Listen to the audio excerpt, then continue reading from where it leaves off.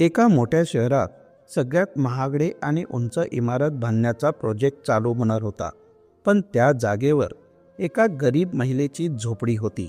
मालकाकडून त्या महिलेला एक बंगला आणि करोडो रुपयांची ऑफर देण्यात आली, पण त्या महिलेने नकार दिला. त्यावेळेस मालकाच्या मनात एक शंका आली की त्या झोपडीत नक्कीच काहीतरी रहस्य असेल, आणि याच गोष्टीचा तपास लावण्यासाठी तो मालक अर्ध्या रात्री जेव्हा त्या झोपडीत गेला तेव्हा त्याच्या पायाखालची जमीनच सरकली. ती महिला झोपडीच्या बाहेर बसून कणत होती. कदाचित थकव्यामुळे किंवा दिवसभराच्या मेहनतीमुळे तिला झोप येत नव्हती. गरिबीच्या रेषा तिच्या चेहऱ्यावर स्पष्टपणे दिसत होत्या. तिला काही वेळ आराम करायचा होता. ती रस्त्यावरच्या भिंतीला पाठ टेकून बसली होती. ती खूप शांततेत बसली होती. देव जाणे ती अर्ध्या झोपेतही काय विचार करत होती आणि गालातल्या गालात हसत होती. तिला गाढ झोप लागतच होती की तेवढ्यात तिला आपल्या आजूबाजूला काहीतरी चाहूल लागली आणि तिने आपले डोळे पूर्णपणे उघडले. तिला आपल्या झोपडीच्या अवतीभोवती 4-5 लोक, आणि तेही चांगल्या वेशात आलेले दिसले. ते काहीतरी शोधण्याचा प्रयत्न करत होते आणि आपापसात बोलत होते. आणि ती महिला पुन्हा डोळे बंद करून निवांत बसली. कोणीतरी तिला विचारू लागलं की ही झोपडी तुझी आहे का? तेव्हा तिने पुन्हा डोळे उघडले आणि उत्तर दिले की हो, माझीच आहे. ते लोक तिला म्हणाले की ही झोपडी इथून काढायची आहे, तिची अडचण होत आहे. त्यावर ती रागातच म्हणाली की का काढायची आहे? हे ऐकून तिची झोपच उडाली होती. ही जागा माझी आहे आणि ती माझीच राहील. इथून माझ्या झोपडीला कोणीही हलवू शकत नाही. त्यावर ते लोक तिला म्हणू लागले की नाही, असं काही नाही, तुम्हाला गैरसमज होत आहे. खरं सांगायचं झालं तर इथे मोठा प्रोजेक्ट बनणार आहे आणि तुमची झोपडी मध्येच येत आहे. त्यामुळे तुम्हाला ही झोपडी सोडावी लागेल आणि त्या बदल्यात मालक तुम्हाला जमीन आणि भरपूर पैसेही देणार आहेत. त्यात तुम्ही त्यापेक्षाही चांगलं मोठं घर बनवू शकता. ते लोक त्या महिलेशी खूप सभ्यतेने बोलत होते, पण त्या महिलेने त्यांना नकार दिला आणि म्हणाली की तुम्ही लोकांनी मला करोडो रुपयेही दिले तरी मी ही जागा सोडणार नाही, आणि तुमचे मालक माझ्या विरुद्ध इथे काहीही बनवू शकत नाहीत. हे ऐकून तिथे आलेले लोकही आश्चर्यचकित झाले आणि म्हणाले की हो, तुमच्या इच्छेविरुद्ध इथे काहीही होणार नाही. आणि ती जरा रागातच म्हणाली की माझ्याकडून तर नकारच आहे, आणि आपल्या हातातील काठी रस्त्यावर ठोकून आपल्या झोपडीत निघून गेली. हा प्रोजेक्ट सर्वांसाठी खूप महत्त्वाचा होता. यामुळे शहराची सुंदरताही वाढणार होती आणि यामुळे शहराची प्रगतीही होणार होती, कारण तिथे मोठं हॉटेल्स आणि शॉपिंग मॉल बनणार होते. शहरातील सर्वात मोठी इमारत इथे उभारण्यात येत होती आणि बाहेर गावातून येणाऱ्या प्रवाशांसाठी ते एक पर्यटन स्थळ सुद्धा बनले असते, आणि याचा उपयोग आपल्या अर्थव्यवस्थेला होणार होता. या प्रोजेक्टला सरकारकडून मान्यताही देण्यात आली होती आणि म्हणूनच ती जमीन पाहण्यासाठी शासनाची काही लोक तिथे आली होती. त्यांनाच तिथे ती झोपडी दिसली. त्यामध्ये ती वृद्ध महिला राहत होती. ही गोष्ट खूप सामान्य आहे की एखाद्या कामाच्या ठिकाणी जर काही अडचण येत असेल तर पैसे देऊन ती अडचण दूर केली जाते. त्यामुळे त्या लोकांनी या गोष्टीला जास्त प्राधान्य दिलं नाही. त्यांना असं वाटलं की पैसे आणि जमीन देऊन सर्व प्रश्न सुटतील. पण त्या महिलेने कोणत्याही परिस्थितीत ती झोपडी न सोडण्याचा निर्णय घेतला होता. त्यांना असं वाटले की ती रागाच्या भरात नकार देत आहे. त्यानंतर ते लोक तिथून निघून गेले. परंतु प्रोजेक्टच्या सुरू होण्याआधीपर्यंत त्या महिलेकडून होकार आलाच नाही. त्यांनी तिला पुन्हा पुन्हा जास्त पैसे देण्याचे मान्य केले, तरीही त्या महिलेने नकारच दिला. पण आता तिलाही टेन्शन येत होतं आणि ती इकडे तिकडे फेऱ्या मारू लागली. तिलाही कळत नव्हतं की काय करावं, पण तिला ती झोपडी कोणत्याही परिस्थितीत सोडायची नव्हती. तिला आता बेचैन वाटत होतं आणि भीतीही वाटत होती, कारण आता रोजच तिथे मोठमोठ्या गाड्या आणि नवनवीन लोक येऊ लागली होती. कदाचित त्यांना प्रोजेक्टला सुरुवात करायची होती, पण त्या महिलेला या गोष्टींशी काहीही घेणं देणं नव्हतं. ते तिच्या झोपडीच्या मागे का लागले होते? कारण तिने खूप मेहनतीने ती झोपडी उभी केली होती. तिच्याकडे जमिनीची कागदपत्र आणि झोपडी बनवण्याचा परवानाही होता. तरीही सरकारी लोक तिला त्रास देत होते. ती असा विचार करत असे की का म्हणून हे लोक मला सुखाने जगू देत नाहीयेत. तिला रात्रीची झोपही येत नव्हती. ती टेन्शनमध्ये इकडे तिकडे फेऱ्या मारत असे आणि गाड्यांना पाहत असे. प्रोजेक्टचं काम सुरू करण्यात आलं आणि तिला देण्यात येणारी रक्कम वाढवण्यात आली, पण तरीही तिचा नकार होकारात बदललाच नाही. ती तिच्या निर्णयांवर ठाम होती. आता बरेच दिवस निघून गेले होते आणि या सर्व गोष्टी आता रोजच्याच झाल्या होत्या. रोज कोणी ना कोणी ती जागा पाहण्यासाठी येत होते. त्यामुळे तिला खूप काळजी वाटत होती आणि भीतीही वाटत होती. त्यामुळे तिची झोपही पूर्ण होत नव्हती. एके दिवशी अचानक रात्रीच्या अंधारात ती झोपण्याचा प्रयत्न करत होती आणि अचानक तिला कोणाच्या तरी चालण्याचा आवाज आला. ती लगेचच उठून उभी राहिली आणि आपल्या हातात काठी घेऊन बाहेर पडली. चांदण्या रात्री तिला काही माणसं बाहेर दिसली, जी आपापसात गप्पा मारत होती. त्या लोकांसोबत आज मालकही आला होता, पण ती त्यांना पाहून स्पष्ट शब्दात म्हणाली की तुम्ही इथे काय करत आहात. त्यावर तो मालक पुढे आला आणि त्या महिलेशी नम्रपणे बोलू लागला. तो म्हणाला की आई, मी आज तुमच्याशी शेवटचं बोलणं करण्यासाठी आलो आहे. मला चांगलंच ठाऊक आहे की तुमच्यासाठी ही झोपडी किती महत्त्वाची आहे, पण हा प्रोजेक्ट तयार करणेही या शहरासाठी खूप महत्त्वाचं आहे. आम्ही तुम्हाला खूप ऑफर दिल्या आणि तुम्हाला शक्य तेवढी मदत करण्याचा प्रयत्नही करू. तेव्हा ती महिला म्हणाली की साहेब, मी कोणत्याही किमतीवर माझी झोपडी तुम्हाला देणार नाही. ही झोपडी माझ्या आयुष्याचा एक भाग आहे, त्यामुळे मी ती झोपडी खाली करणार नाही. यावर तो मालक त्या महिलेला म्हणाला की तुम्ही तुमच्या जागेवर एकदम बरोबर आहात, पण आम्हाला हा प्रोजेक्टही तेवढाच महत्त्वाचा आहे. तुम्ही मला एका प्रश्नाचं उत्तर द्याल का? तुमच्यासाठी ही जागा एवढी महत्त्वाची का आहे? ती थोड्या वेळासाठी शांत झाली. एक मोठा श्वास घेऊन मालकाकडे पाहून म्हणाली की ही झोपडी फक्त एक जागा नाही, तर माझ्या आयुष्यभराची मेहनत आहे. माझं पूर्ण आयुष्य या झोपडीत गेलं आहे. या झोपडीत माझ्या आईने माझा हात पकडून शेवटचा श्वास घेतला होता. इथेच माझी मुलं मला एक एक करून सोडून गेली होती. या झोपडीने मला माझ्या कठीण काळातही साथ दिली आहे, म्हणून मला इथून कुठेच जायचं नाही. मालक नरम स्वभावाचा होता. त्याच्या मनात त्या महिलेविषयी सहानुभूती होती आणि तो तिला म्हणाला की मला तुझं दुःख समजत आहे, पण शहराचा विकासही महत्त्वाचा आहे. तुम्हाला मी या जागेच्या बदल्यात एक चांगली जागा देण्याचे आश्वासन देतो. त्या महिलेने थोडा वेळ विचार केला आणि म्हणाली की तुमचं म्हणणं बरोबर आहे, पण ही झोपडी माझ्या आयुष्याचा एक भाग आहे आणि ती माझ्याशी जोडलेली आहे, म्हणून मी तिला सोडू शकत नाही. जर तुम्हाला माझी जागा हवी असेल तर मला इथेच राहू द्या आणि आपलं काम पूर्ण करा. मी तुम्हाला वचन देते की मी तुमच्या कामात कोणत्याही प्रकारचा अडथळा आणणार नाही. हे ऐकून तो मालक हैराण झाला. त्याला खूप आश्चर्य वाटले होते की एका झोपडीवर कोणी एवढं प्रेम कसं करू शकतं. तो खूप विचार करू लागला. त्याला पुन्हा एकदा प्रयत्न करायचा होता. त्यामुळे तो त्या महिलेला म्हणाला की मला तुमच्या भावना कळत आहेत, पण आम्ही तुम्हाला एका चांगल्या जागेवर घर बनवून देऊ. तिथे तुम्ही एक चांगलं आयुष्य जगू शकाल. तिथे सर्व सुखसुविधा तुम्हाला मिळतील. हे ऐकून ती महिला चकित झाली आणि म्हणाली की साहेब, तुम्हाला असं वाटत आहे की मी पैशांसाठी माझं घर सोडेन? जर मला ही झोपडी सोडायचीच असती तर मी ती तुमच्या सांगण्या अगोदरच सोडली असती.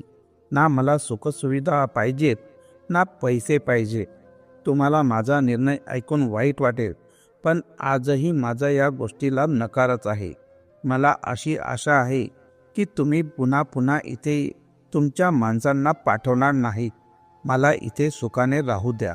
मला आरामात जीवन जगू द्या.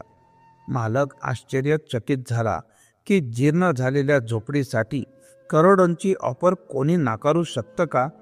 त्याने त्याच्या संपूर्ण आयुष्यात असं पाहिलं किंवा ऐकलंही नव्हतं. बहुतेक लोक झोपडी, थोडीशी जमीन किंवा घराच्या बदल्यात रिकामी करतात. तिच्या हट्टीपणामुळे त्या मालकाला संशय येऊ लागला. त्या झोपडीत नक्कीच काहीतरी खास रहस्य आहे. त्याने ठरवलं की हे गुपित तो नक्कीच जाणून घेईल. इकडे प्रोजेक्टचा प्लॅन सुरू झाला होता, तर दुसरीकडे तो मालक त्या म्हातारीच्या झोपडीत काय आहे ते शोधण्यात मग्न होता. एके रात्री खूप अंधार पडला होता. मालकाने आपले रूप बदलले. त्याने आपला मौल्यवान रेशमी पोशाख काढून बाजूला ठेवला आणि एक पांढरा पोशाख घातला. त्याने चेहरा बदलण्यासाठी पांढऱ्या मिशा आणि दाढी देखील वाढवली. आता तो सामान्य वृद्ध माणसासारखा दिसत होता. त्याला कोणीही ओळखूच शकत नव्हते. रात्रीच्या त्या अंधारात किमान म्हातारी त्याला ओळखू शकणार नाही. तो त्या म्हातारीच्या झोपडीत जवळ गेला. तो आतमध्ये जायचं कसं या गोष्टीचा विचार करत होता. तो अडखळला आणि झोपडीच्या बाहेर पडला. म्हातारीला बाहेर कसला तरी पडण्याचा आवाज आला. म्हातारी लगेचच बाहेर आली. तिने पाहिलं की कोणीतरी माणूस जमिनीवर पडला आहे. ती त्याला मदत करण्यासाठी पुढे धावली.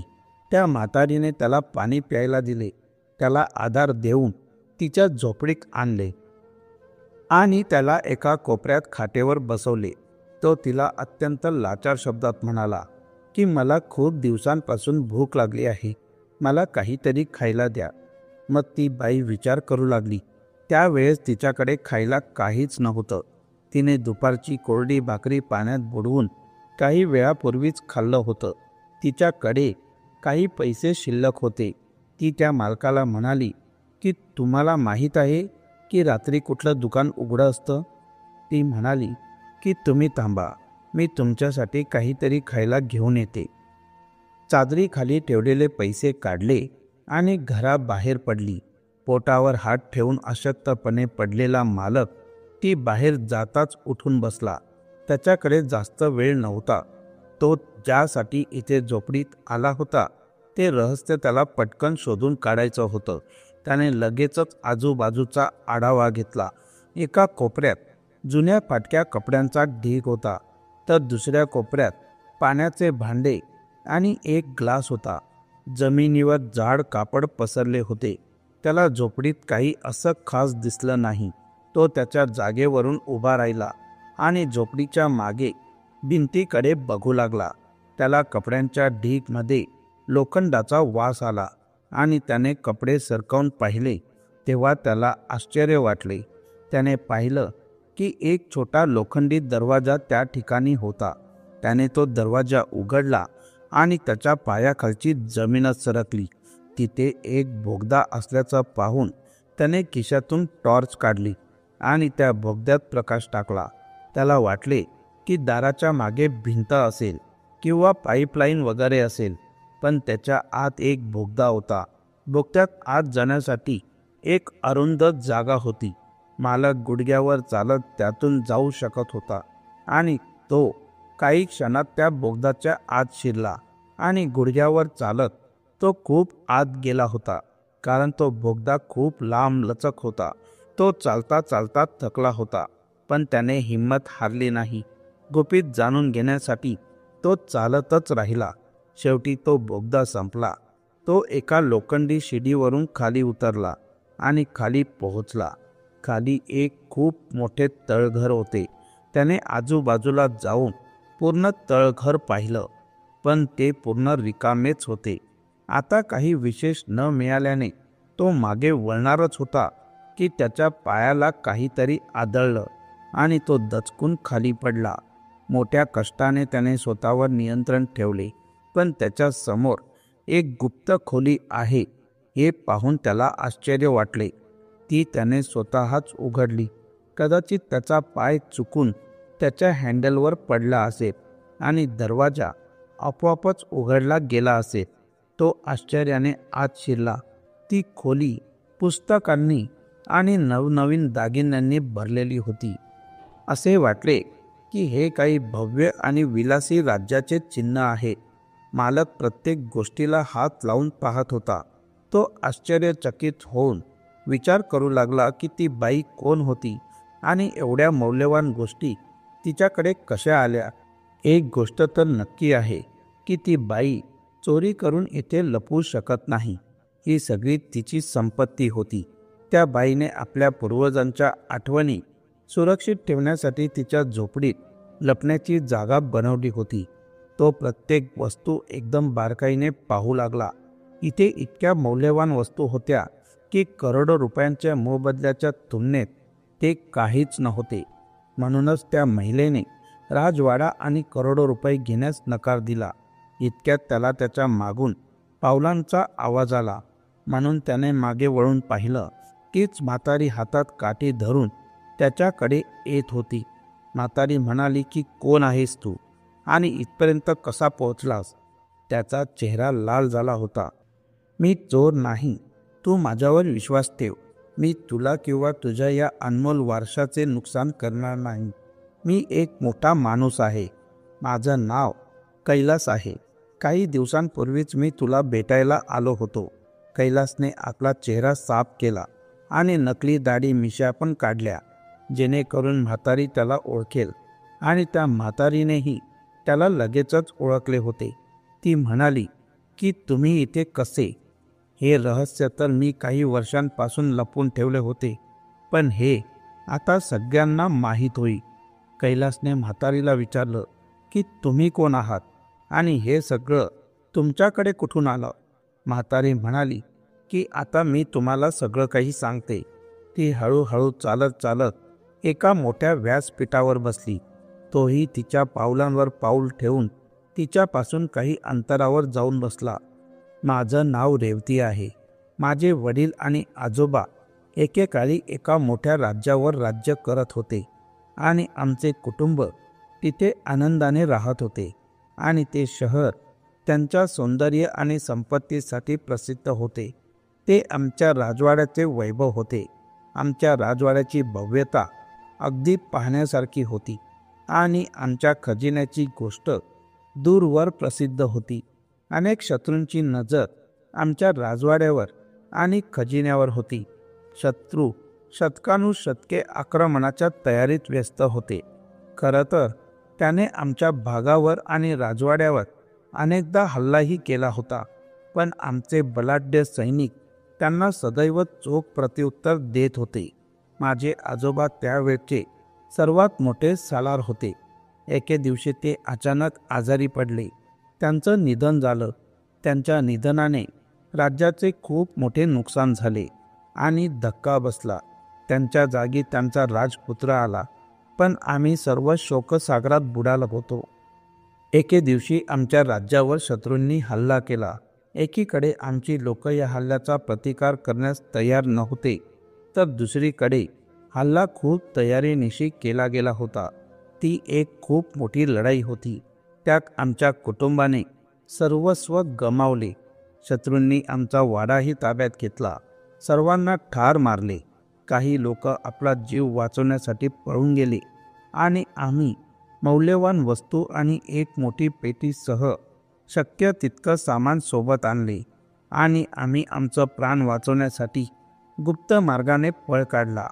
आमच्या वडिलांनी आणि आजोबांनी ती वाट बांधली होती, जी आम्हाला वाड्याच्या तळघरातून बाहेर काढून जंगलात घेऊन गेली होती.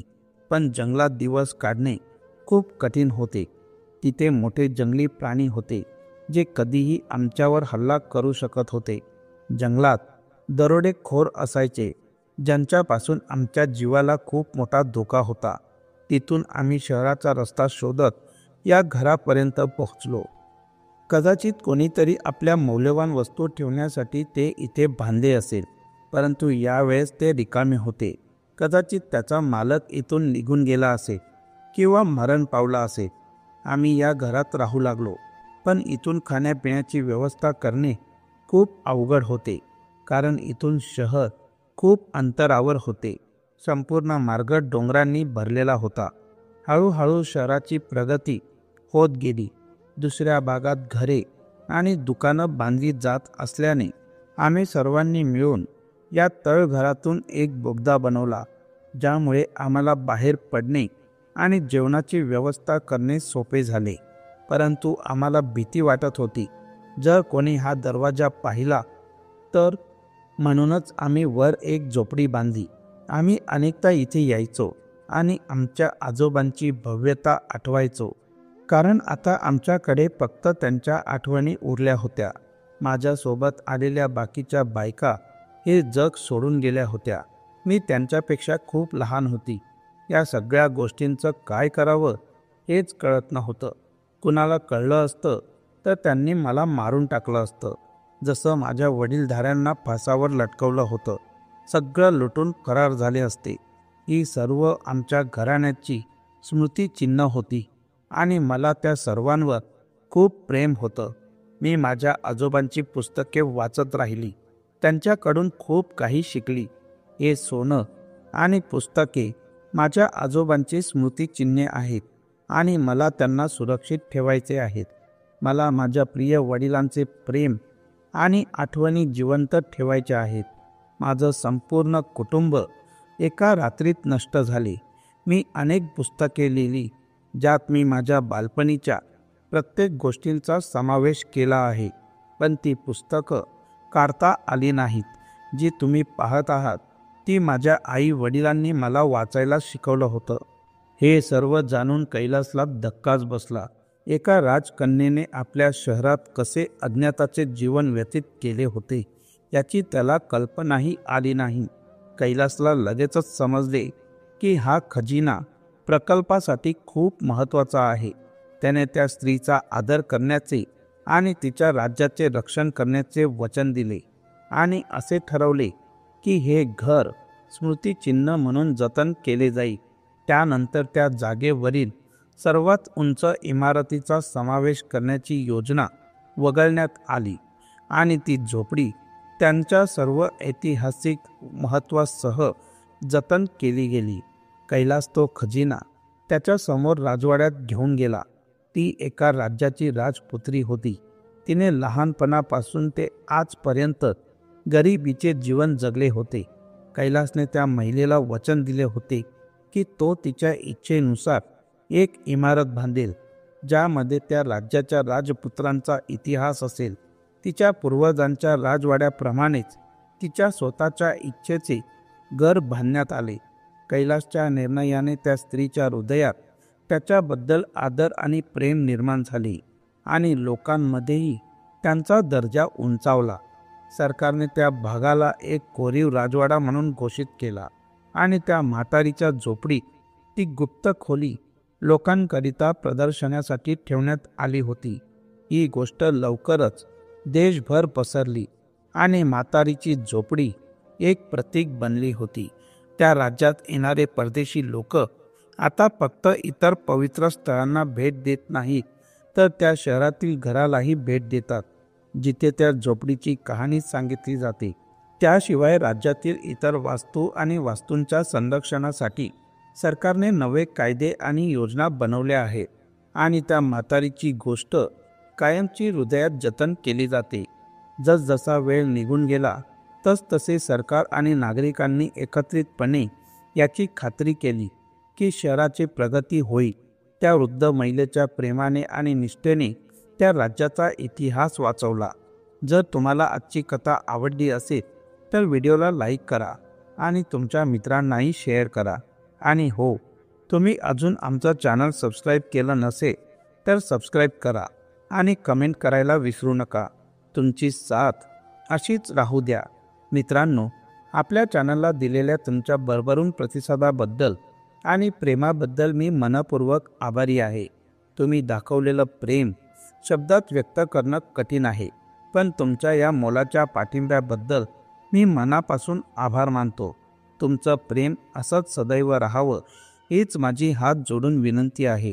तुमच्या या प्रेमामुळेच आम्ही अधिकाधिक पुढे जाण्यासाठी प्रेरित होतो. आपण संपूर्ण कथा ऐकली त्याबद्दल आपल्या सर्वांचे मनापासून आभार. पुन्हा एकदा खूप खूप धन्यवाद. थँक्यू.